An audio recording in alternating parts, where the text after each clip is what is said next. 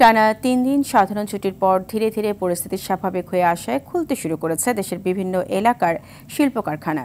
পূর্ব ঘোষণা অনুযায়ী গাজীপুর সহ আশপাশের বিভিন্ন এলাকায় সকাল থেকে চালু হয়েছে রপ্তানিমুখী পোশাক খাতের সব কারখানা। কারফিউ চলাকালে শ্রমিকদের আইডি কার্ডই মুভমেন্ট পাস হিসেবে গণ্য হচ্ছে। তবে কারখানা খুললেও কাঁচা মাল সরবরাহ ব্যাহত হওয়ায় পুরোপুরি উৎপাদনে যেতে পারছে না কারখানাগুলো। এর আগে মঙ্গলবার রাতে পোশাক কারখানা খুলে দেওয়ার বিষয়ে সিদ্ধান্ত নিতে স্বরাষ্ট্রমন্ত্রী আসাদুজ্জামান খান কামালের সঙ্গে জরুরি বৈঠক করেন তৈরি পোশাক শিল্পের মালিকদের দুই সংগঠন বিজিএমইএ ও বিকেএমইএ এর নেতারা।